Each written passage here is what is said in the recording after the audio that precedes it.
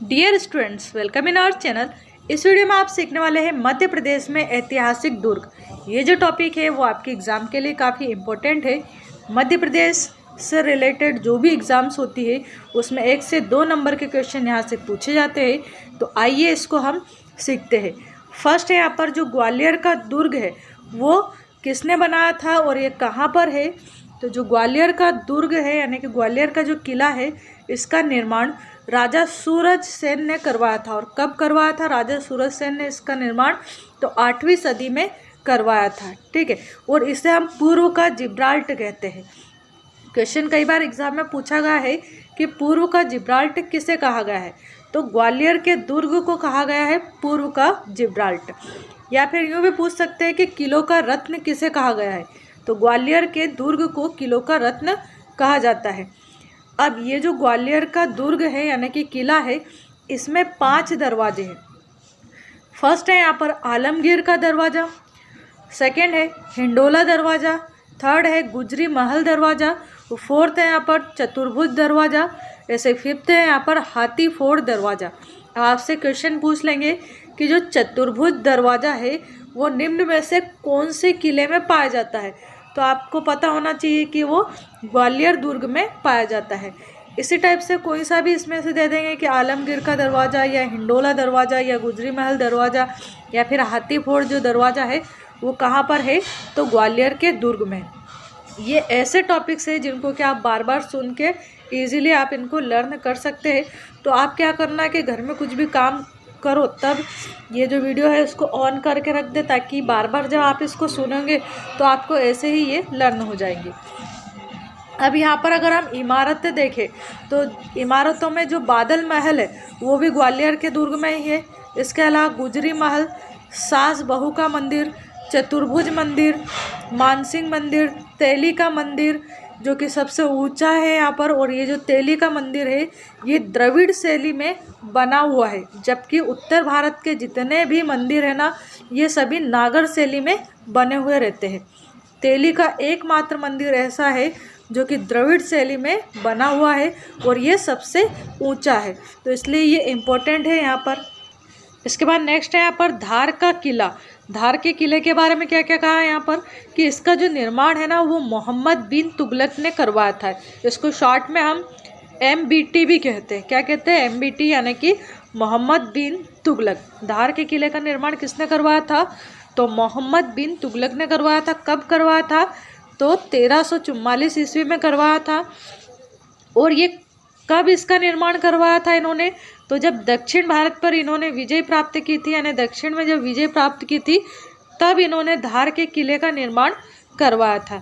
इसमें अगर हम महल देखें तो खरबूजा महल, देवी कालका का मंदिर, अब्दुल शाह, चंगल का मकबरा, ये सब यहीं पर है। कहाँ पर है? धार के किले में। धार के किले में क्या क्या है? खरबूजा महल, देवी कालका का मंदिर, अब्दुल्ला शाह और चंगल का मकबरा। चंगल नाम है ये, है ना, इसको भी याद रखना। चंगल का मकबरा कहाँ है पूछा जाए तो धार के किले में है।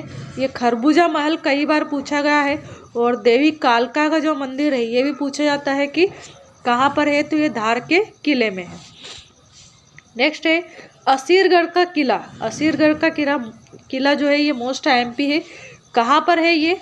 तो ये बुरहानपुर में है और दक्षिण का प्रवेश द्वार इसे कहा गया है। इसका अगर हम निर्माण देखें तो आसा नामक एक अहीर राजा ने इसका निर्माण करवाया था। आसा नामक अहीर राजा ने किसका निर्माण करवाया था?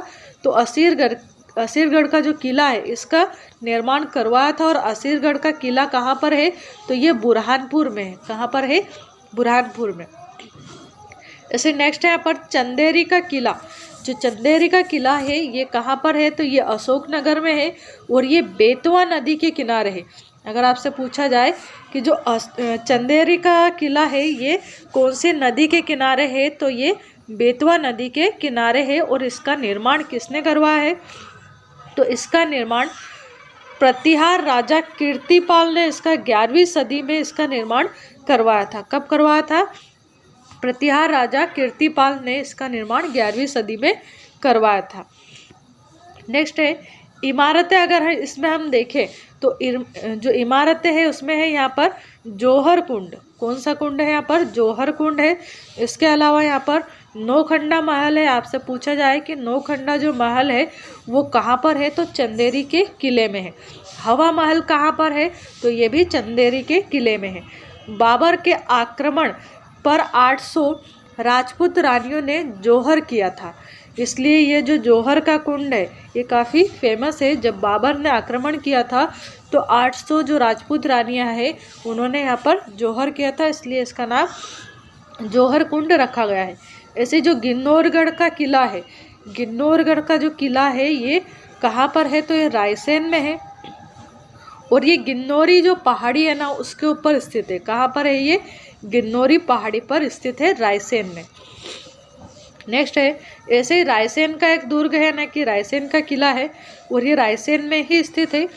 इसके अंदर अगर हम देखें तो बादल महल है, यहाँ पर राजा रोहित का महल है। इसके अलावा यहाँ पर इत्रदान का महल है।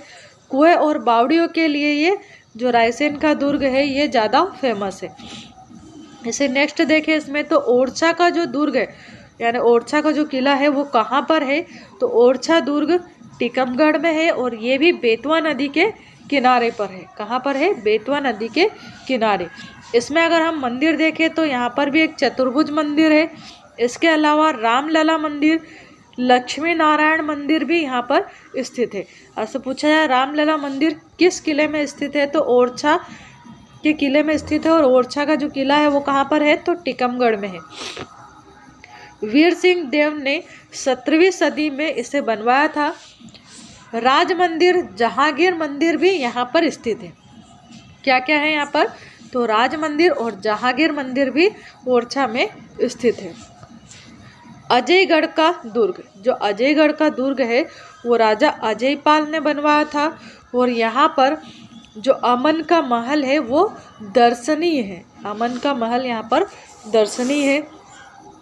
बांधवगढ़ का दुर्ग, जो बांधवगढ़ का दुर्ग है वो चमत्कारी योगी की समाधि के लिए फेमस है। आपसे पूछा जाएगा कि चमत्कारी योगी की समाधि कहाँ पर है, किस दुर्ग में है, तो बांधवगढ़ के दुर्ग में है। कहाँ पर है? बांधवगढ़ के दुर्ग में है।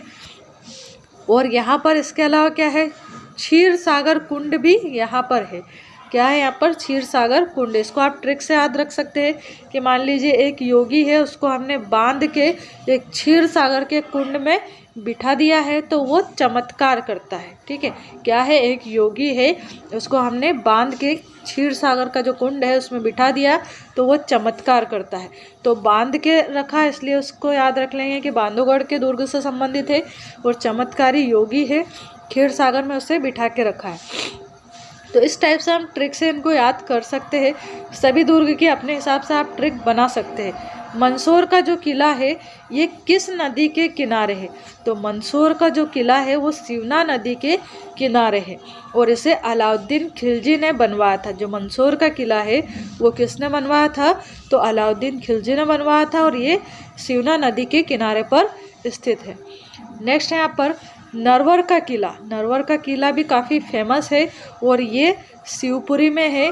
राजा नल और दमयंती की जो प्रणय कथा है वो यहाँ पर काफ़ी फेमस है। आपसे क्वेश्चन पूछा जाएगा कि राजा नल और दमयंती की जो प्रणय कथा है वो किस किले से संबंधित है, तो नरवर के किले से ये संबंधित है। तो इस टाइप से आपसे ये जो क्वेश्चन है वो घुमा के भी पूछ सकते हैं। तो आपको दोनों टाइप से याद रखना है कि नरवर का जो किला है वो राजा नल और दमयंती की प्रणय कथा से संबंधित है, या यूँ कहे कि नल और दमयंती की जो प्रणय कथा है वो किस किले से संबंधित है, तो नरवर के किले से। तो अब आपको इनको बार बार सुनना है जिससे कि आपको अपने आप अच्छे से याद हो जाएंगे।